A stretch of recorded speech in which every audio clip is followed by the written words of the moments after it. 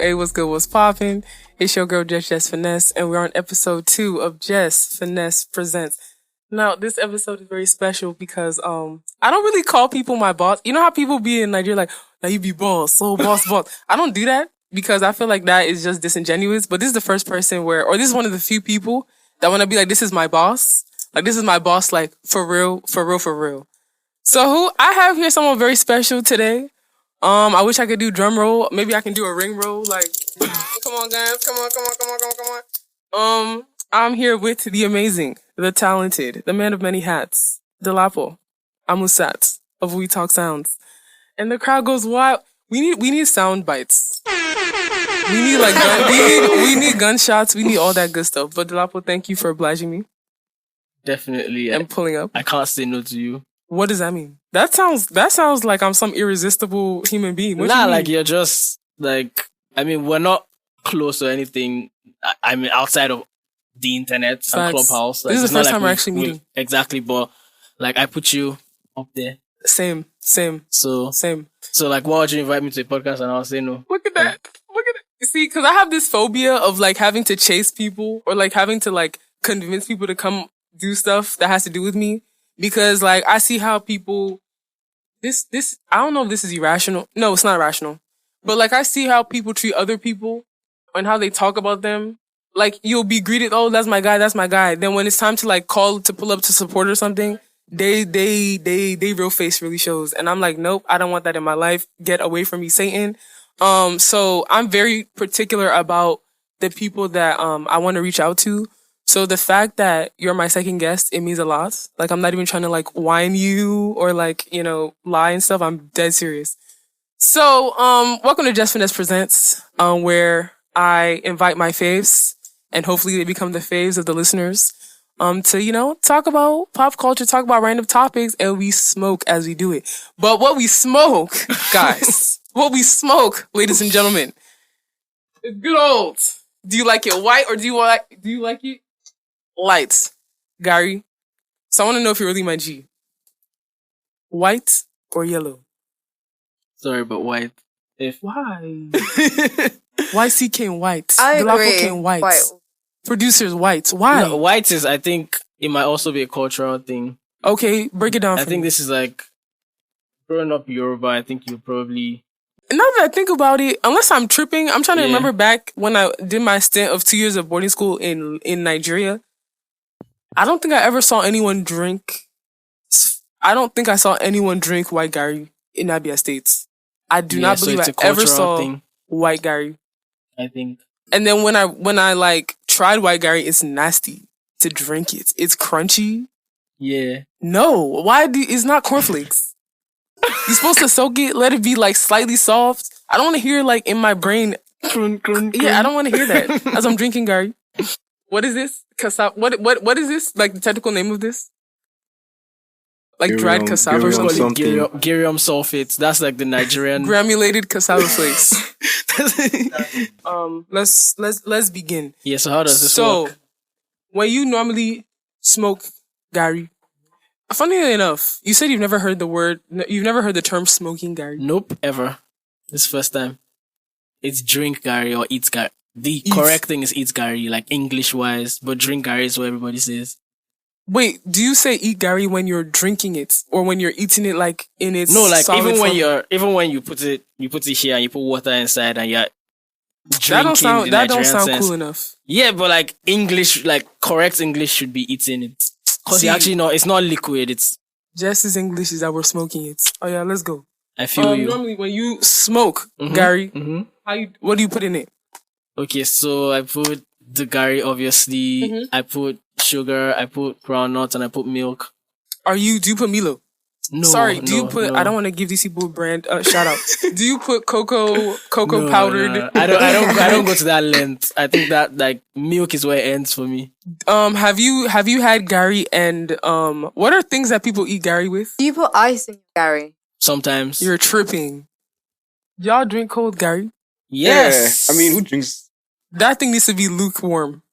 It needs to be tepid. You're eating like a bar. You're eating a No, bar. I'm not. No, I'm not. It cannot be no freaking... Like I said, this is not cornflakes, bro. This is freaking...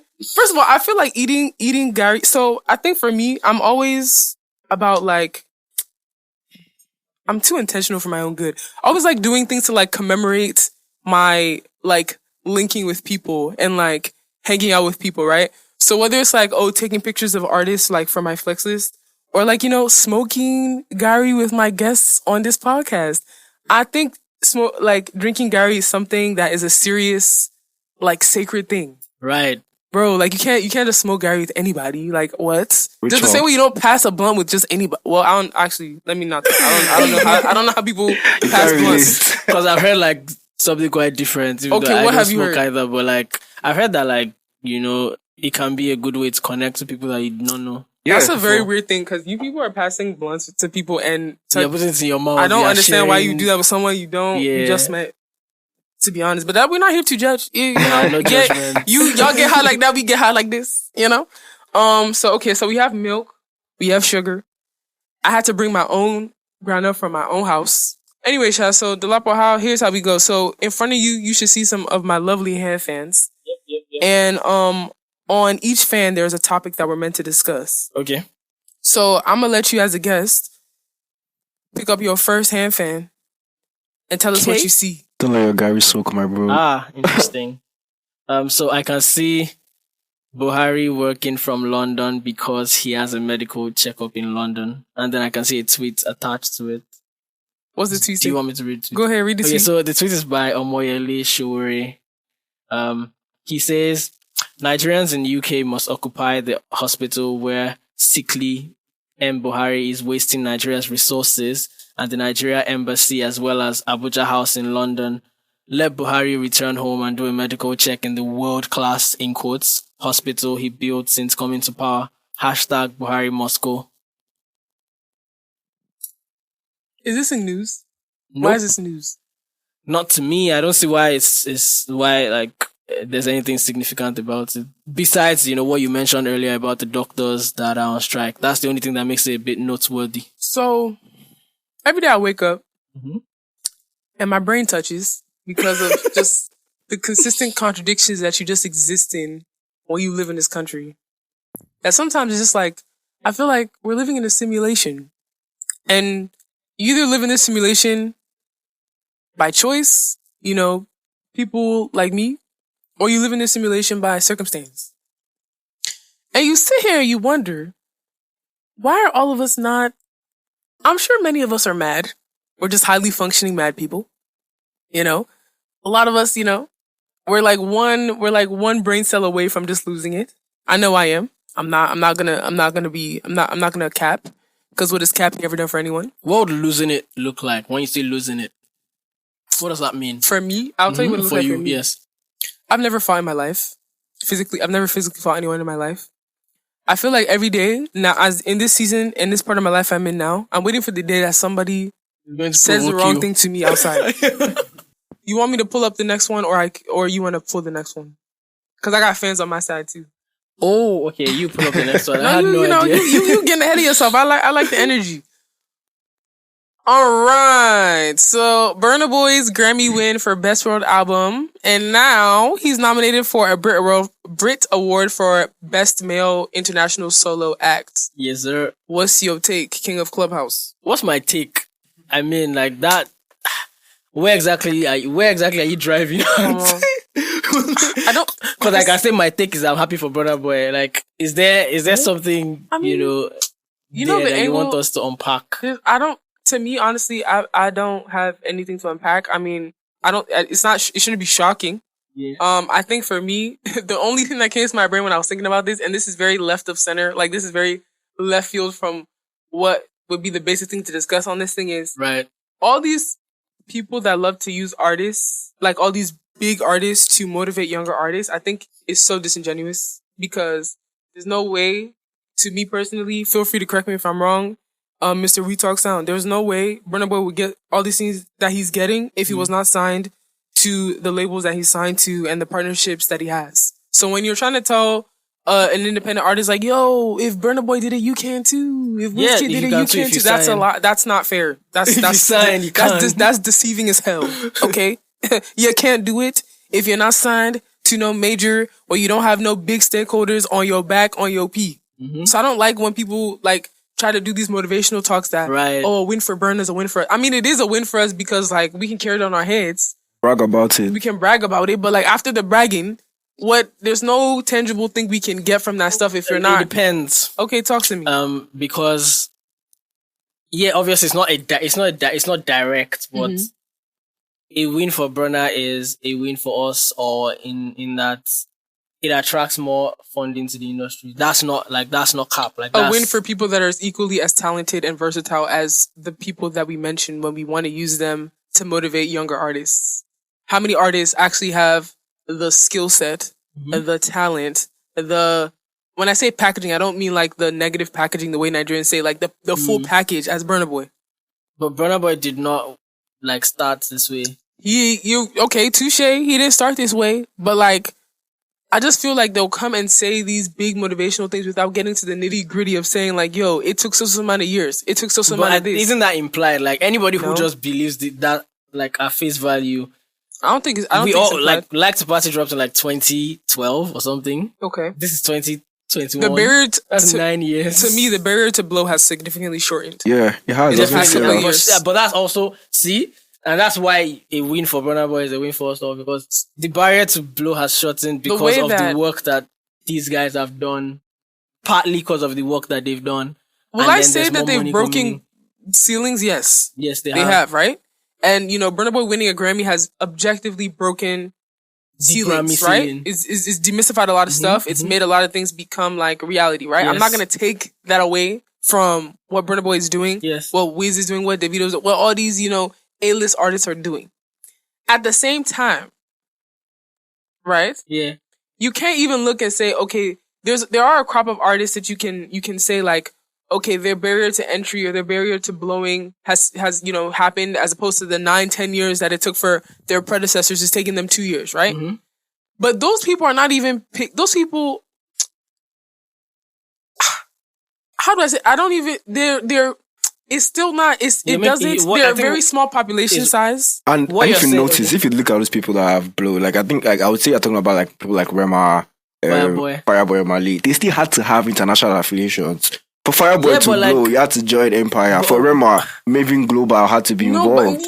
Okay, I have facts. They were still doing stuff. Artists. I get what you're saying. Fireboy was a regular, but that's not what I'm even trying to say. Those artists are still 1 in a million. Like the number of the small crop of them, like the names you just called, the small crop of people in that thing that pales in comparison to the hundreds of thousands of artists that are like looking at. It's really just them if you think about it. Don't do that.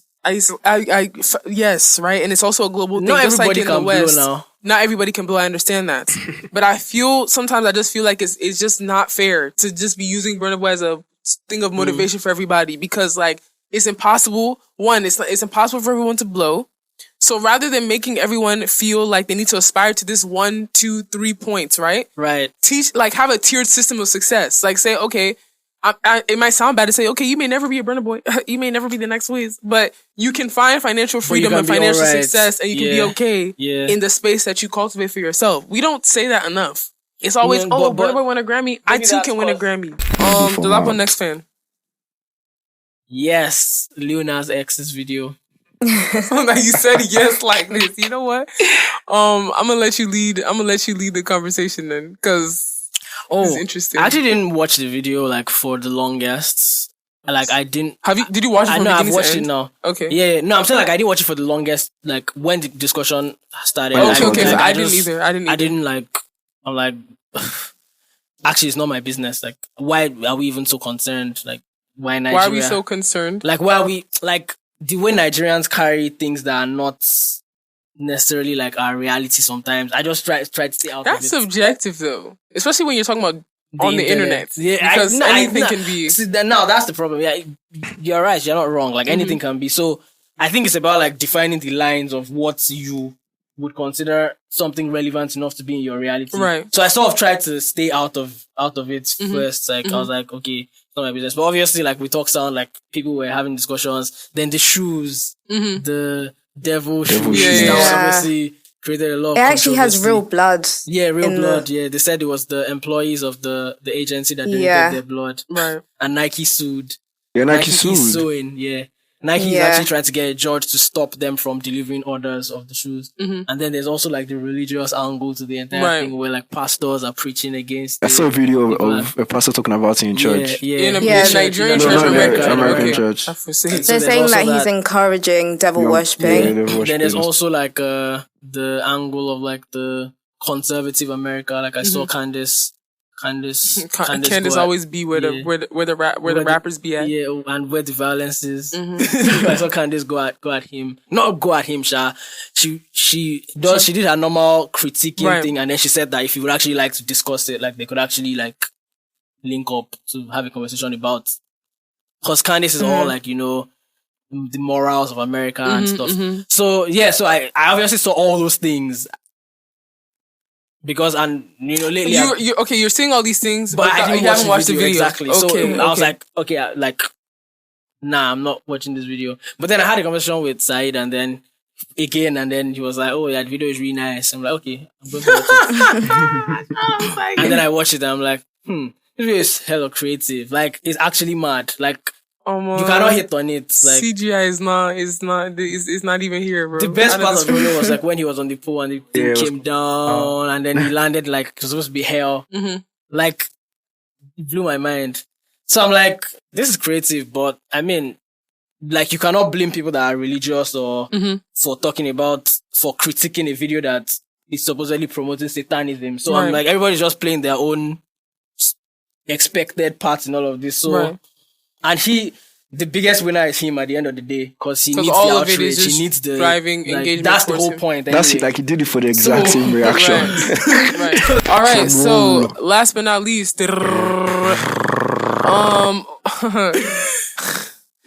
overconsumption of media / gist on social media. Yes. This one's special. You inspired this. Special. So my G started off. So how did this even start? Like, one of my friends, Moyo Orims, he's in the US, he's doing it. He's in grad school, doing a PhD in like chemistry or something. Shout out Moyo. We're friends from uni. So, like, we talk a lot. And then he said something, he tweeted something once and it was like, isn't there even a limit on like the number of people that we can effectively maintain social relationships with or talk to and like it will make sense? Like, is there a line where when you cross, it's chaos in your life? Right. And then, I think he just tweeted it, and then someone actually pointed him out to something like that exists in psychology or something that says maybe I can't remember the exact number, but I think 100 and something people is like the people that you like optimally should know. Like, be friends with, know about them, know their gist, know about their lives. And I'm like, social media has made it such that we know so many things about so many people that we don't even know. Like, you're keeping track of people's lives, whether you want to or not. There's just so much chaos. You can't maintain friendships over a long period of time because like you're meeting new people you're seeing new people every day. Your old friends are like, you stop talking to your old friends, you meet someone today, start talking every day for like next 2 weeks. Then somehow you guys stop talking, then you meet someone else. Like, our lives are actually in some sort of chaos that would be incomprehensible to people that live maybe 100 years ago. Like, when there was no internet, there was nothing, and like, you just be in your house, you be in your bubble, you don't need to know that you are doing your business, you don't need to know that Paystack just sold their company for 200 million, or well, like, you just live your own life at your own pace. But I think it was around the Flutterwave, when the Flutterwave made the announcement that they just raised and they're now valued at $1 billion. That it was around that time that me and my guy had the discussion. So he was like that. That was a piece of information that sparked. I don't know if it was what sparked it, but it was just a reference point. Like, it was, he said something like, he's sure that some people now will be crying or will be feeling bad about what they've been building. Maybe they even started long before Flutterwave. Of course, they just had Flutterwave. And it's like, why do we even need to know all these things? Like, yes, like, it's good to be informed, but at what point is it like just much? Chaos? Like, you're going on Twitter, you know about people's lives, people that you might never even meet. It's not like you just even know of their existence. Like, you can if they actually sat you down to say, oh yeah, give me this person's gist, you can actually give talk someone for like 1 hour. Like, yeah, that's how one time the person said this. You literally be bringing up you have lunch with somebody and you literally be bringing up gist you saw on Twitter of like 10 different people. You describe them and it's like, and at what point, like, have we actually lost something like in our heads? And sometimes when you bring up a topic that I saw on Twitter, the person already knows it. And you're talking about also saw the same thing. Like, I just like, I saw it. I'm like, bro. So that's how the conversation started, and got to like, I just started thinking about how I spend so much of my time on social media that, and it's fun by choice or by obligation. Both. Okay. So obligation leads me to have to be on social media, and because I am on social media further draws me into it. So if I didn't have to be on, if like what like we talk sound for instance did not exist and I did not need social media, I would probably just be off totally and not even try. Because I feel like it's so hard to be disciplined with social media and to say, oh, I only want to be on social media for 2 hours today or for 1 hour. Or like I feel like once you're there, there's always going to be something happening. There's always going to be some new gist every single day. Right. It's a never ending loop of content to consume. Like YouTube, for instance, like I've been on YouTube a lot lately. And just because I've been watching a lot of like philosophical and political stuff. Like, and then I was just telling my friend that like I've watched a lot of like Jordan Peterson videos. I watch like all these people that debate conservatism versus liberalism, all those types of content. That's what I've been into like these days. And I'm like, if I actually wanted to watch like 100 hours of Jordan Peterson videos, of Ben Shapiro videos, of Jonathan Haidt's videos, they actually exist. Like there's so much content that if you actually don't want to do anything in your life again, and you just want to sit down in front of YouTube and you want to continue watching things, you would actually watch them till you die, like literally, and it will not end. Like you will just be eating and and like it just made me realize that at what point do you as an individual say, okay, this is my like this is the line for me. Like I'm not like I want to go and sleep, or I want to sleep. I want to make sure I'm sleeping well. I want to make sure that I'm spending time off of this thing and dealing with the actual people in my life. And then went back to secondary school, and then we're like, there's time when we didn't have phones. Like there was like just how many years ago we didn't even have phones or anything. We didn't even know anything about cancel culture or like all these. Like they were not even in our reality. We just go to your class, talk to your friend, eat your food, sleep, watch TV, normal TV, like normal TV stations, cartoons and shit, like, and go and sleep, read books. So like the way we now act as if we're so attached to all these digital things that we can't even live without it. It's so weird. Cause like there was a time when we didn't even know of, like we were totally oblivious to all these things that we now know. So it's like, why can't we? And then we actually came to the conclusion that almost all of us are actually addicted to social media and we just don't realize it.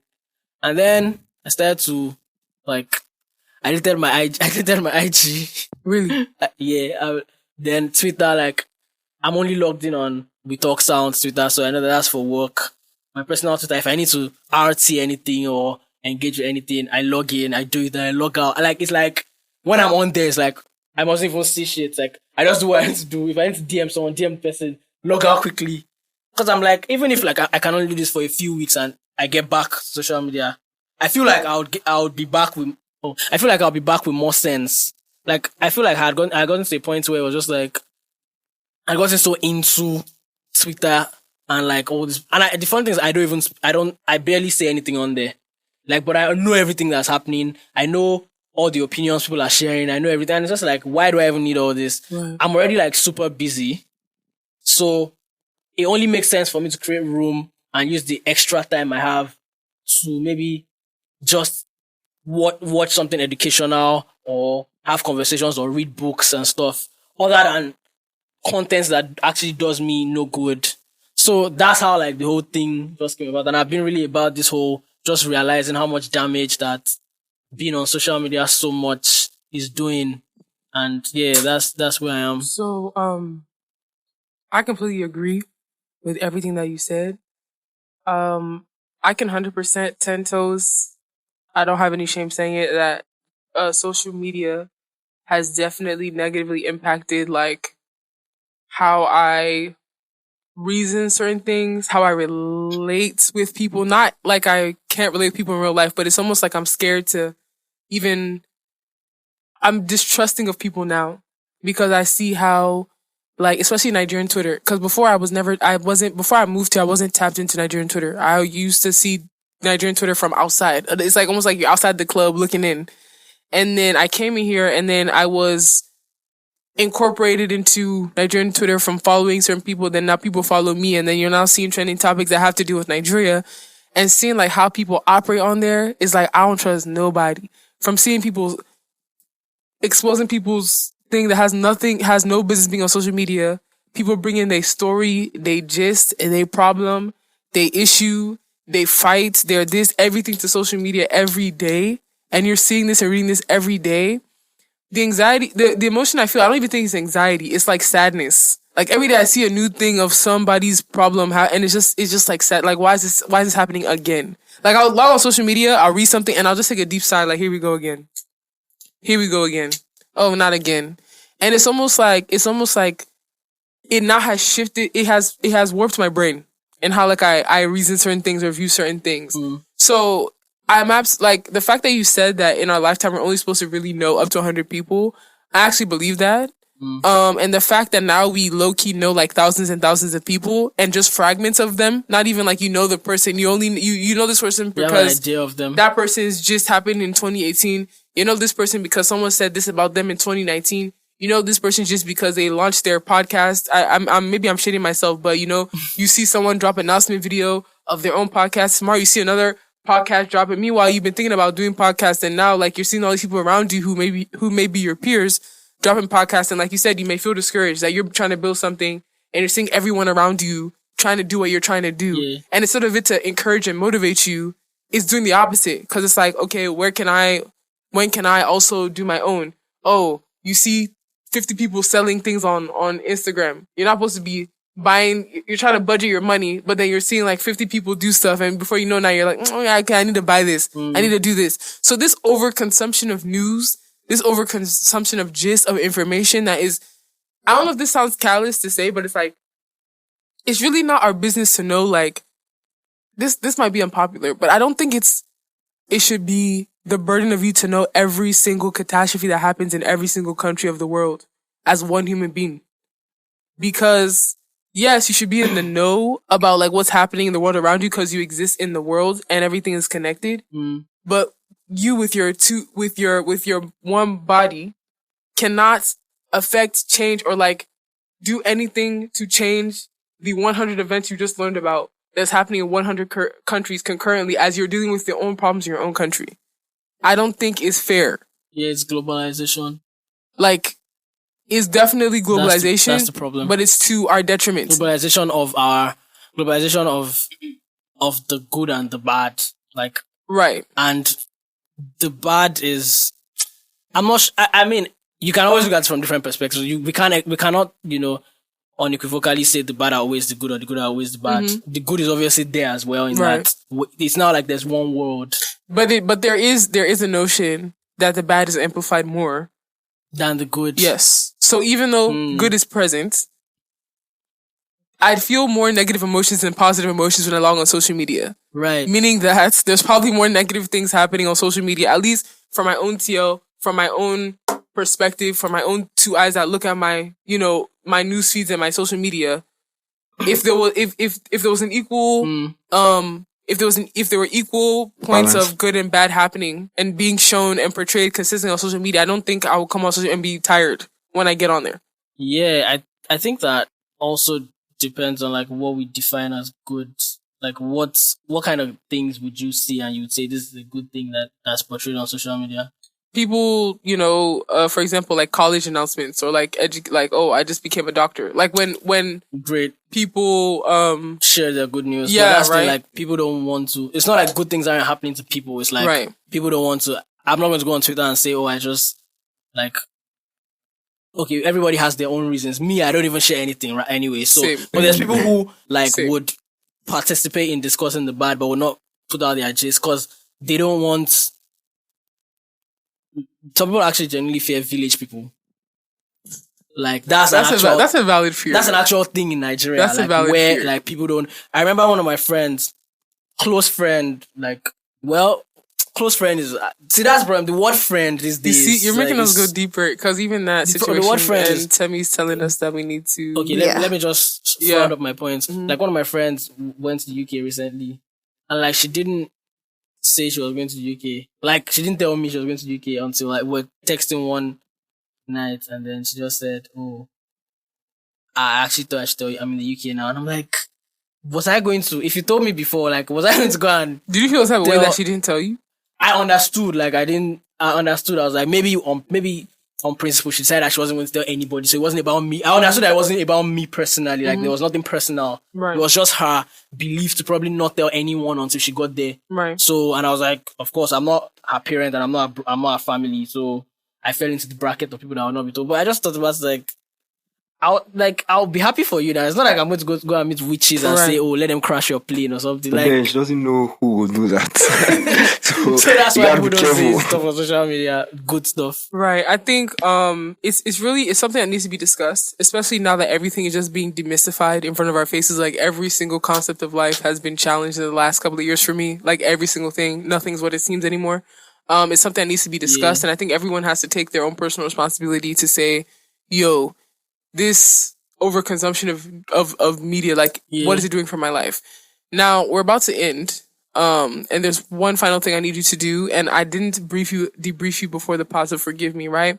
So the premise of this podcast, right? I said I was not going to come and interview people because I don't want to interview people. I want people to come on if the viewer finds you or the listener finds you interesting enough, just based on how your thought process, how you discuss certain topics. They're like, okay, Dolapo, who's that? Okay, then they can go on their own and go and find you and then go and see all the amazing things that you do, right? Okay. So the reason why I know you is because of We Talk Sound. And we didn't have time to really delve into We Talk Sound. So what I need the listeners to do is if you find that, the commentary and discussion that this amazing man presented today was insightful enough, you should go and find out what We Talk Sound is. But I want you to highlight a song, right? And the premise is you're not supposed to highlight your own song or like songs you're directly attached to. I'm going to break that rule for you. I want you to highlight a song that you want people to just check out after this podcast. And we're going to play the song. Please let it be an independent artist. So I don't want any signed artists. I'll come and copyright music now. Okay. An independent artist who you believe that they should have your co-sign for, that we're going to play their song at the end of this pod. Okay. And that's how we're going to round out today's episode. I'm going to pick a song from our album. I trust you. I said I broke the rule for you. Go ahead. Yeah, so they should check out Soweto by Kemena. Yeah, Kemena is an amazing artist. Awesome. And producer. So, Kemena, I hope you're not signed, please. I mean, it's not like I don't want you to be signed though. But as you play your music, I don't want them to black. Please, I too want to eat food in this industry. So we're definitely gonna play that song. Yeah. By the time they stop hearing our voices right now, the song's gonna start playing. Wait, the thing I brought, you said it's content. Oh, okay. Is that like? You don't make anything from me. Dolapo comes bearing gift. You already have a Google hat, Ayo. Stop being greedy. You know what? It's a Grow with Google pop socket. Stop playing! What? Google come and sponsor me. Yeah, just Dolapo, I'm dead serious. I've always wanted one of those. Well, tell me, since you want to end our podcast and be telling us next topic, you can have one. JK. Okay, Grow with Google. I think this is a sign that Google's going to sponsor us soon. Grow with Google on the hat. Grow with Google on the phone. Don't play with it. Anyways, my name is Jess. Depending on where you hear my name at, it could be Jess Finesse, and I was here with the amazing Dolapo Amusat of We Talk Sound, and we are, dare I say it, out.